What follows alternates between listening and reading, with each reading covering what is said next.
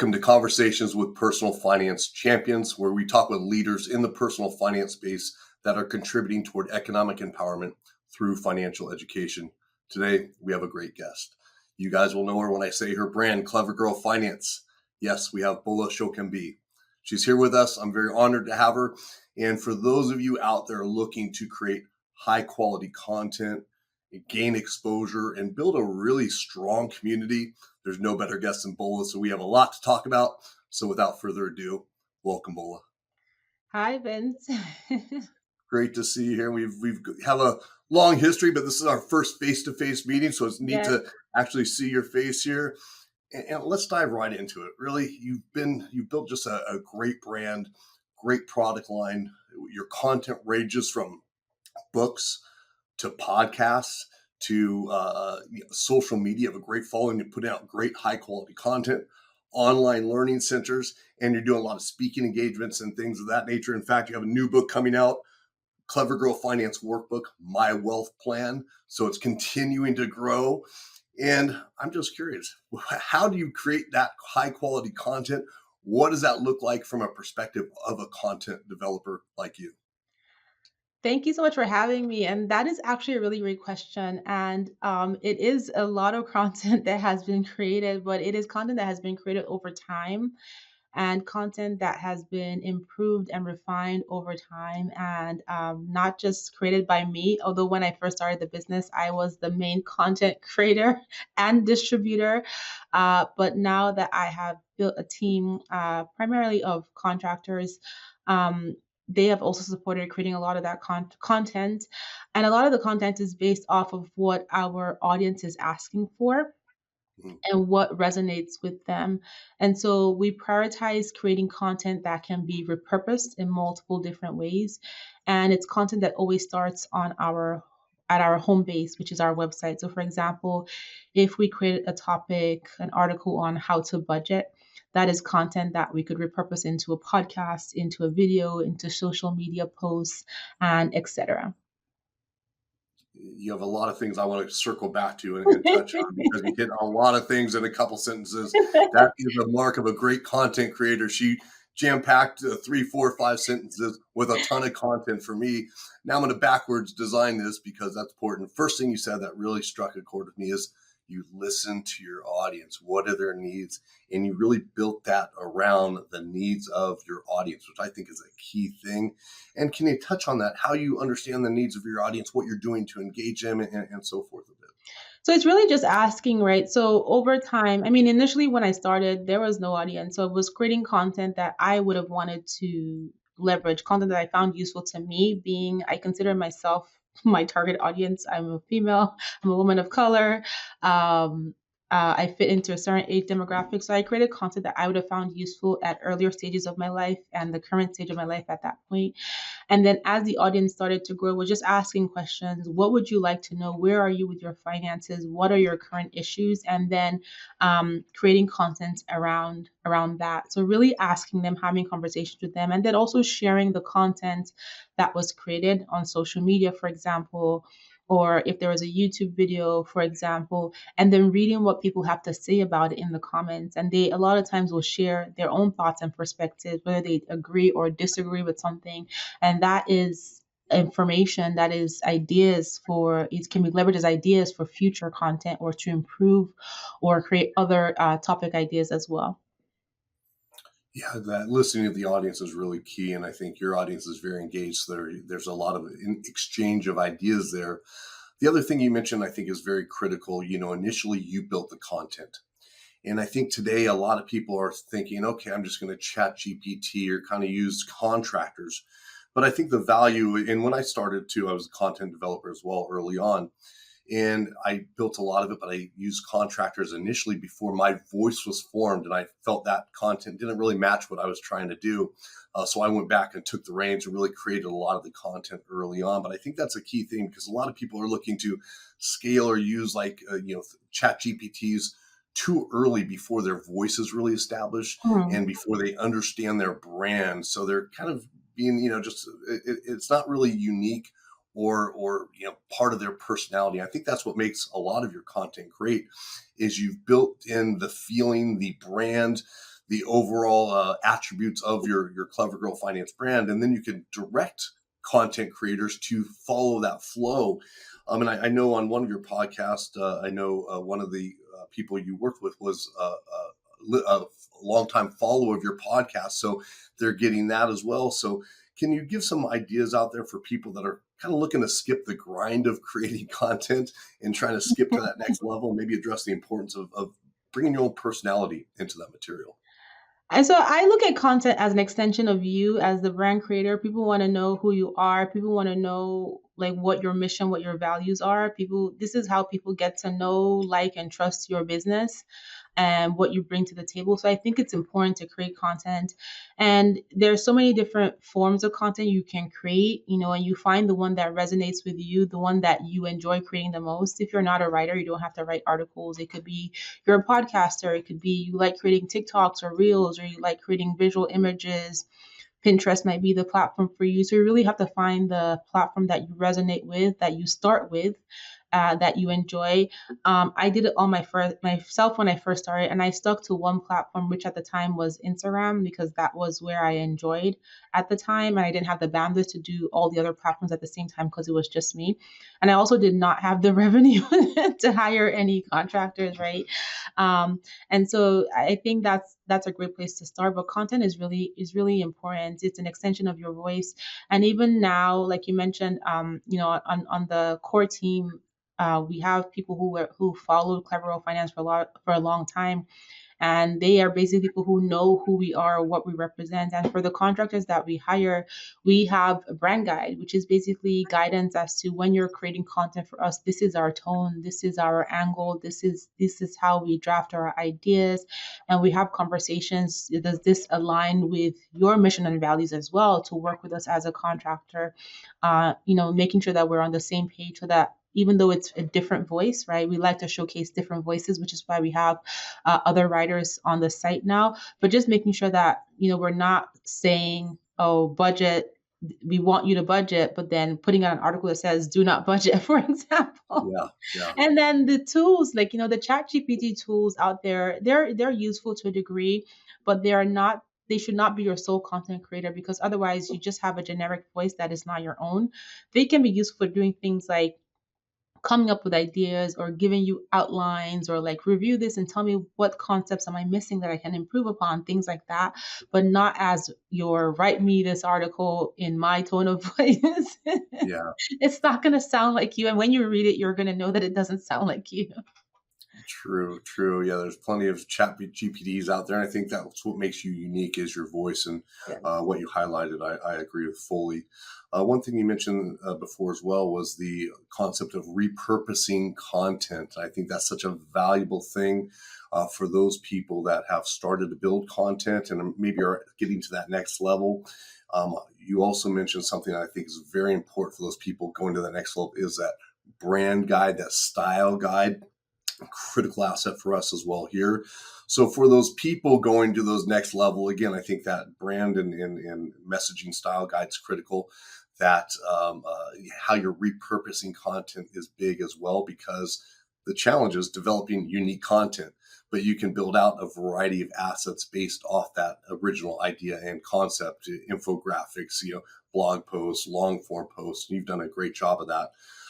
And the other thing I think that does, and you do quite well, is you connect with a variety of learners in different ways and different stages. Maybe somebody's, they're not ready for that long format podcast or long form website or blog, but they like the quick tips that you put out or that infographic that explains a lot.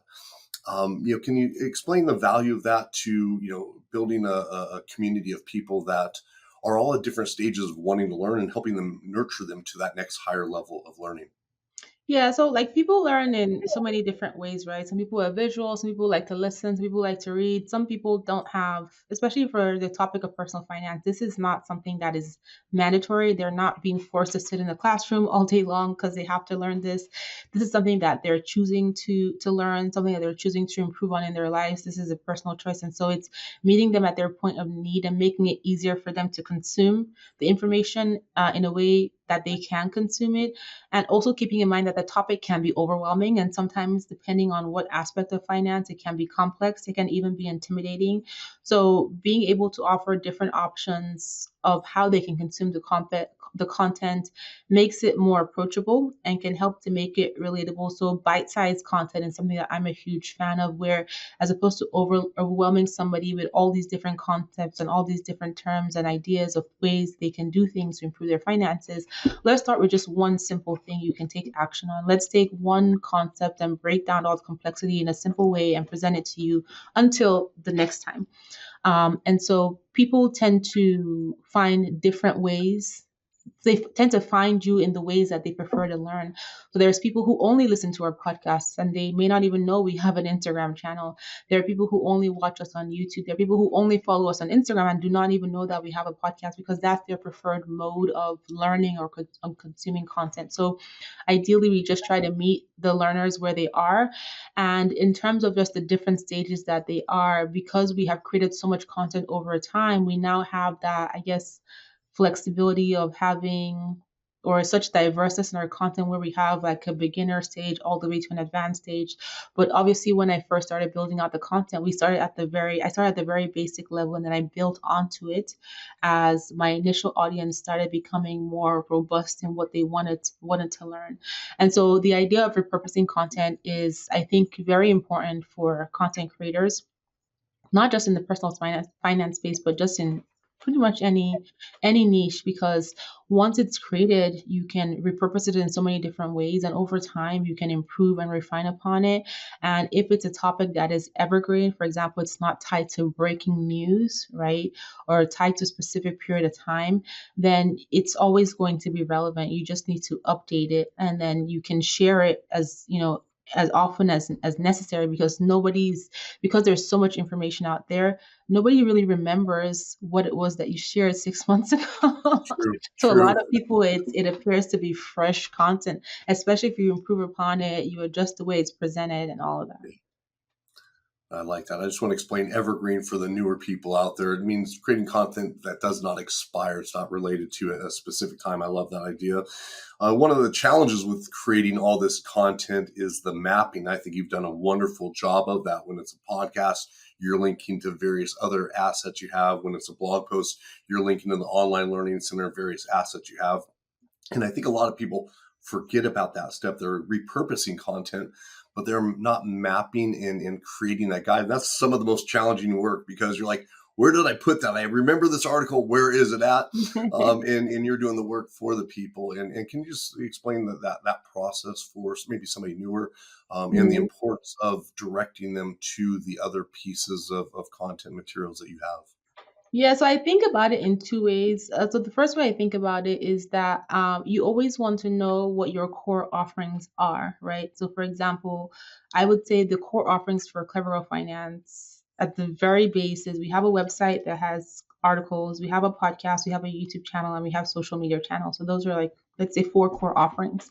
So at the very minimum, if I was going to share anything, I would share those four core offerings. So let's say you have a podcast that you record and you share. In your podcast, you want to link to your other three core offerings. If you have a website there, you write articles. On your website, you want to link to your other three core offerings, your podcast, your social media, your YouTube channel. On your YouTube channel, again, you would link back to your podcast, your website, your social media. So you kind of like keep those core offerings in mind. And wherever you create a piece of content, you link to the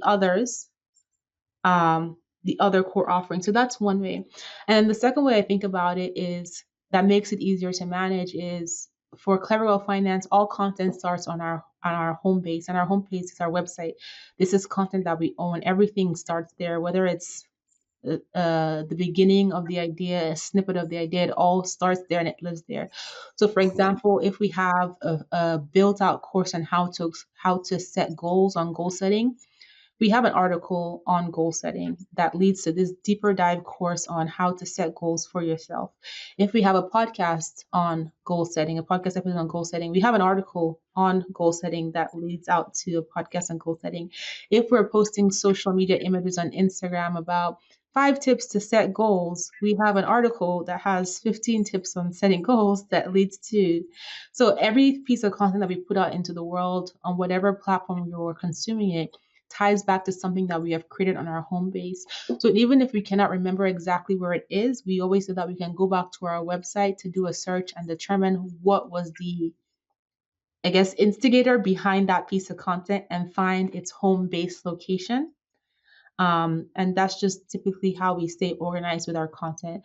And so we create everything on our website first, and then we can deep dive into it in other aspects elsewhere. And the reason why this is so important is because we own the audio that goes on our podcast, but we do not own Apple Podcasts. Sure. Apple can decide to turn off that platform at any time. We post images on Instagram. We don't own Instagram. We post videos on YouTube. We don't own YouTube. We post on TikTok, wherever else we post. We don't own any of those platforms, but we own our website and we own the content that's on there. And that's what we can control. The other thing we own is our email list, right? Where we send our newsletter to every time we create something on one of these platforms. So we always start with what we own first and then distribute it to the other platforms accordingly. That's great advice, great guidance. And I think from a organization perspective internally, anytime you can have any type of organization system, it doesn't have to be exactly like Bulls, but I love that one. It's on her website first because she owns that content. And with platforms these days, you can be deplatformed and everything, even if just a few people don't like you, things can happen. It takes a while to get that thing back. So I think that's a great plan, great strategy. You can come up with your own, Yeah, it but I has to like make what, sense for you. Yeah. yeah. No, I think that makes a lot of sense. And, a big part of the content is organizing that internally as well. And anytime you have systems, processes, and procedures like Bola established, it makes everybody's life easier as it goes down to the various people that touch that content and repurpose that content. And that really was highlighted quite nicely when we did our pilot program of our distinguished personal finance content recognition. We did it with 4 organizations. Bola was the only one that earned that designation. She was the first one to turn her stuff in because it was there. And I actually got real excited. I'm like, great, people are actually out there producing great high quality content. And it was a very, a challenging thing to get through. We looked at business professionalism, legal structure. We looked at education methodologies, if they're incorporating research-based tools into that. And I was very excited because yours came in. I'm like, great, this is good to go. The others never finished, right? They had too much work to do and they're behind a lot on what they needed to do. And we just couldn't provide that designation to them. Not say anything bad about them, but I'm highlighting that yours really stood out. And from that, when we made that announcement, so many people came to us. I love Bola. I've been following Clever Girl Finance for years. This is great. I love what she's been doing. The love for you out there, I think, is really a testament to the community that you've built. And I think that's a big thing. Content is just content. But because of the way your content is authentic, you're expressing a unique voice that connects with people. You've built a very strong and community that backs you. That they have your back. So that's a great thing. And I just want to get a sense on how that established, how that community developed over the years, and what are some of the key things that you did to really form this strong community? Hmm.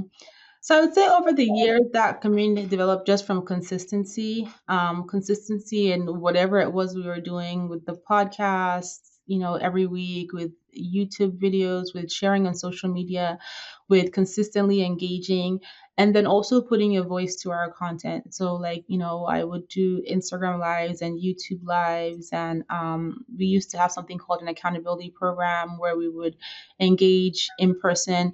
And so just having that, I guess, consistency is really important, and also having a voice that returns when you ask a question. And a lot of people say, well, when your audience is large, it's really hard to engage. But it's not the idea of engaging with every single person, but people knowing that, what, there actually is someone who is behind this, that is a real human being, that even though she may not be engaging one on one, she is there on a YouTube live. She is there on a podcast consistently. She is responding to comments every now and then, there is a real person there. And when people see you often, they get to know more about you. They get to know the person behind the brand. And I think that a lot of times people want to build brands that stand alone, and that is great. I don't consider myself a extrovert by any means. Being the face of my brand is not what I would consider ideal. I don't, as an introverted person, it's not my comfort zone. um, but it's when you think about it, people want to establish brands on their own, but in the early stages of every brand, there has to be some personality behind it that gets people to like, know, and trust you. So like we don't know who started Target or Coca-Cola, or like my kids don't know who Steve Jobs is, but we know who he is because we saw him at the beginning of Apple, right? We now know who Elon Musk is because we're seeing him at the beginning of Tesla. My kids probably would not know who that is. And when Coke was first starting out, people knew who the chemist was or whoever the scientist was that was starting out Coca-Cola. So at the beginning stage of the business, that before the business really gets its footing deep, its roots deep into a space, there always has to be that face behind it to build that trust, to build that likability, for people to figure out if this is the brand that is for me or the platform that is for me, to help them feel comfortable being in that space.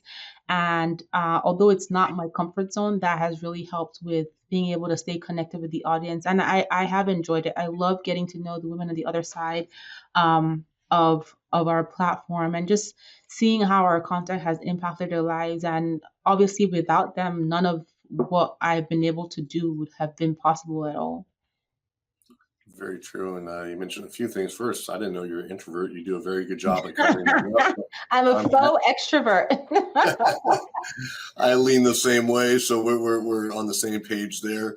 But you said something very important. I think, especially for the newer content creators, you're finding ways to connect with them so they know and trust you, and that's key, because there's a lot of people out there that have knowledge of personal finance, right? They're knowledgeable on the topic and so forth.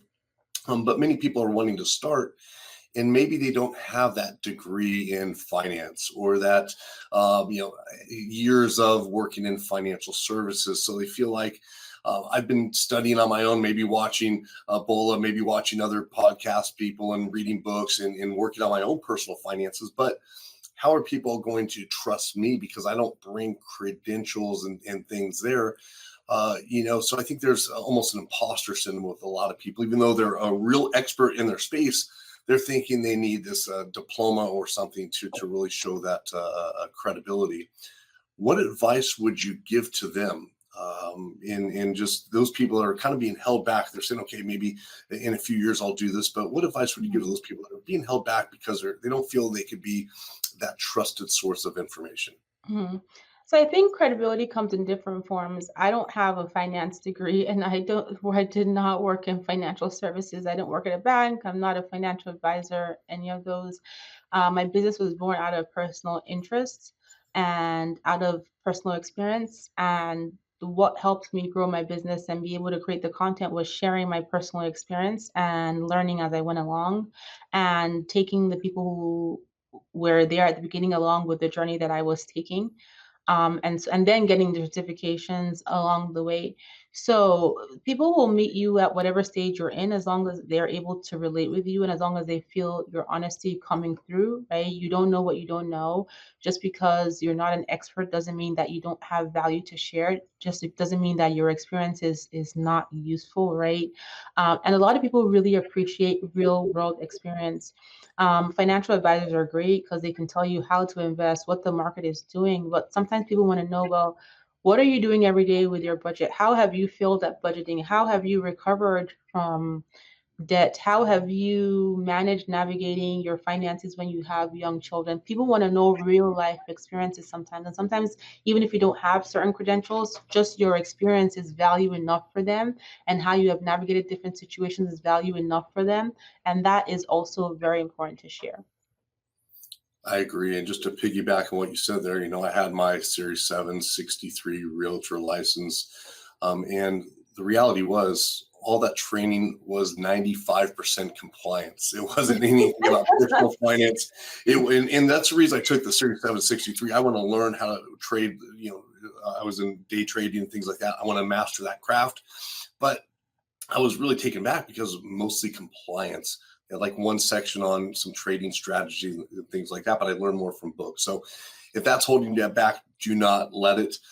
In addition, I always tell people that are kind of have that fear, you don't have to put yourself out there. You can start writing content, doing videos. You don't have to show anybody, right? And Exactly. anytime Yeah. you're doing, yeah, you can keep that private for as long as you want and keep going back and refining that. In fact, just a personal experience. I typically sit on the side of the podcast that Bola is, right?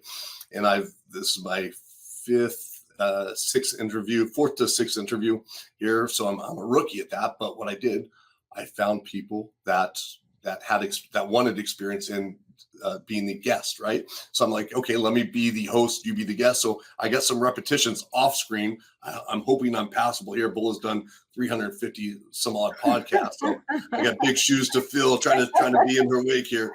But so it's a learning project. You don't have to. You can create content. I say get started now. Things will evolve over time. Yes. And you can really grow and gain some skill sets as well. One thing I know, Bola, you went through the CFEI training early on. Did you find that helpful in your early experience? How was that for you? I know you already had a few years under your belt at that point. Did that help you at that middle stage of your development? Yeah, it was certainly helpful. I think my favorite part of it was just the psychology part of it. Psychology aspect in terms of how people behave um, when it comes to dealing with money and learning about money. I think the concept about money is something that everybody has heard at one point or the other in their life. It doesn't change. Budget, save, invest, pay down debt. Yeah, That is true. the classic case of evergreen content. It's Yeah. never going to change. Like that's how you're going to build wealth.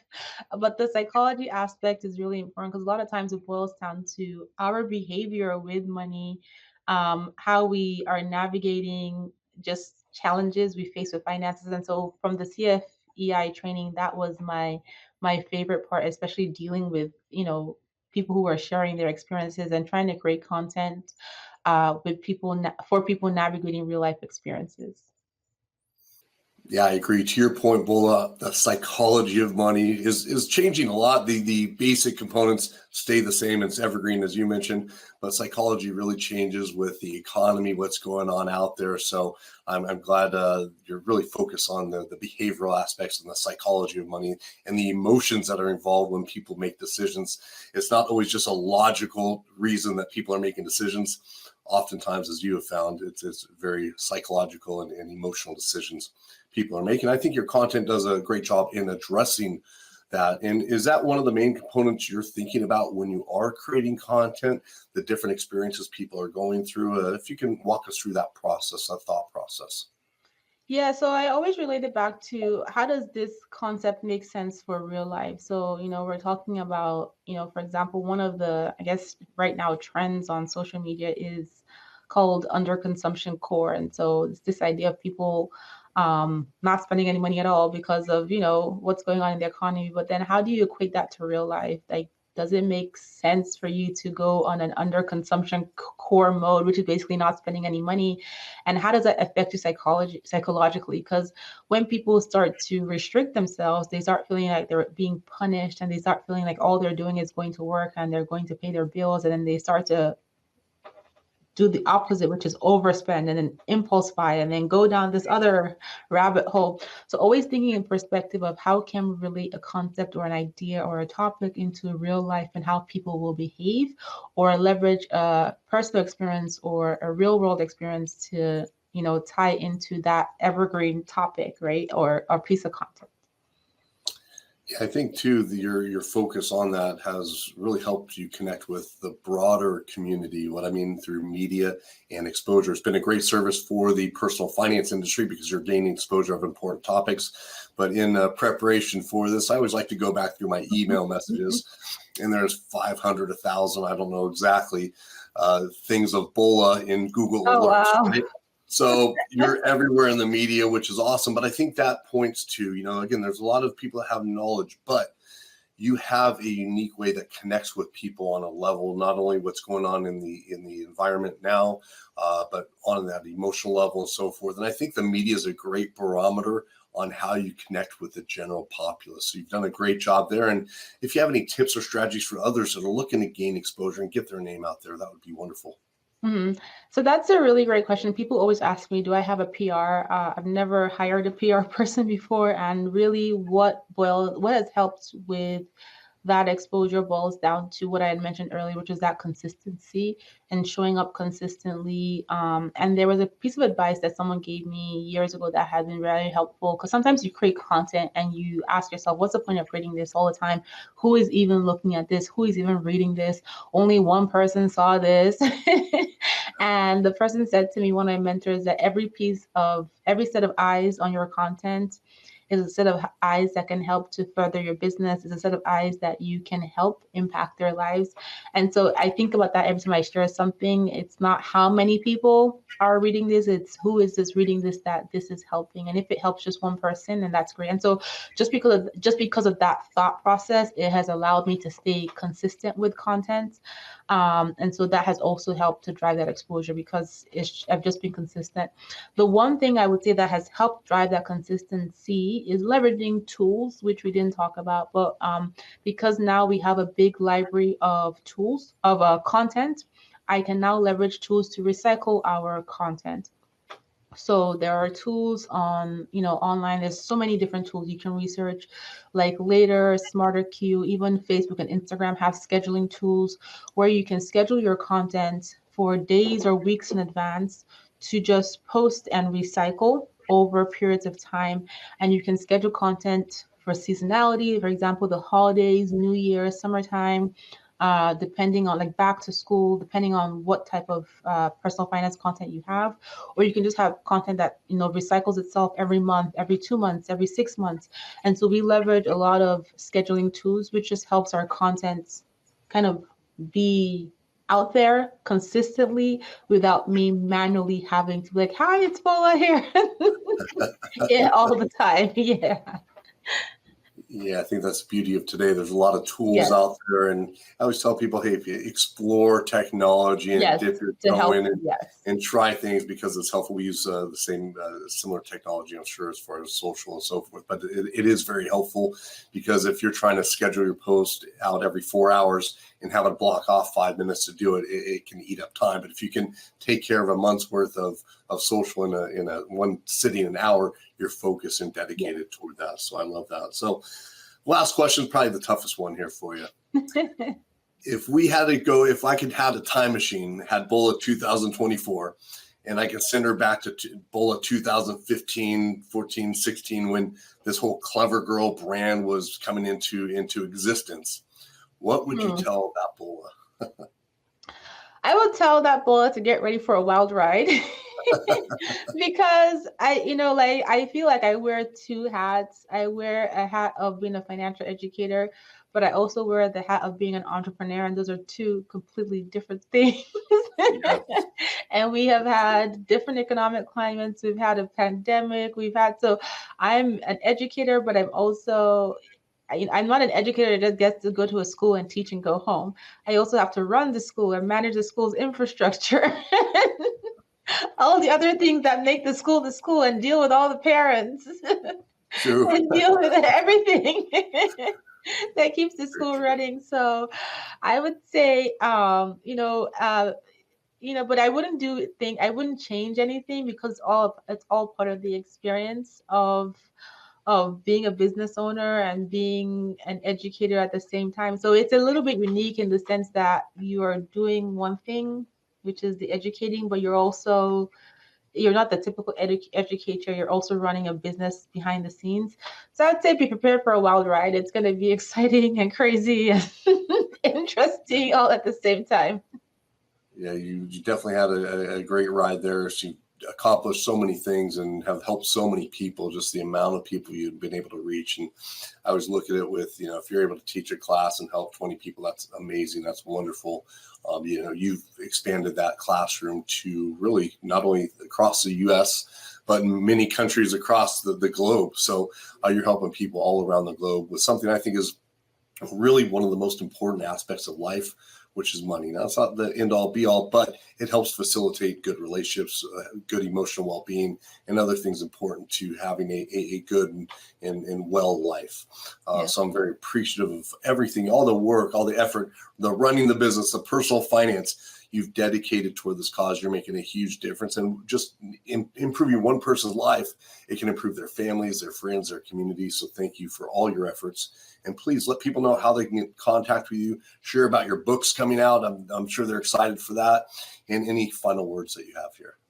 Yeah, so you can learn more about me. I'm on LinkedIn, Bola Sokunbi on LinkedIn. You can search for me. You can learn about Clever Girl Finance on our website, clevergirlfinance.com. We are on all social media platforms at Clever Girl Finance. And as Vince mentioned, I have 2 books coming out. My very first workbook called My Wealth Plan, and then the updated and expanded version of my very first book called Clever Girl Finance, Ditch Debt, Save Money, and Build Real Wealth. And they're both launching on November 13th. So you can pre-order them right now. They are available wherever books are sold. I'm very, very excited about them. And then in terms of final words for content creators, people who are stepping into this niche and this industry, I will just say, don't wait for perfect.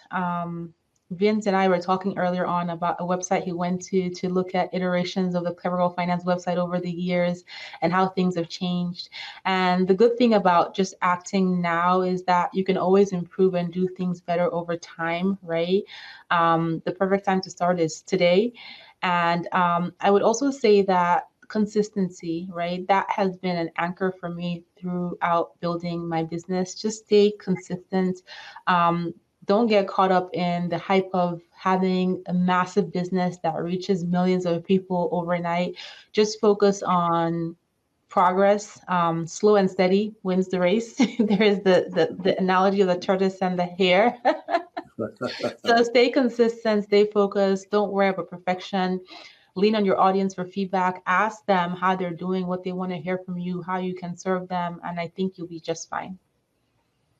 Everybody listening, rewind that last minute, listen to that 10 times. Anybody starting out, those are incredible words of wisdom. Bull, it's been an honor to have you here. Thank you so much for everything you do, and thanks for taking the time here with me today. Thank you so much for having me on.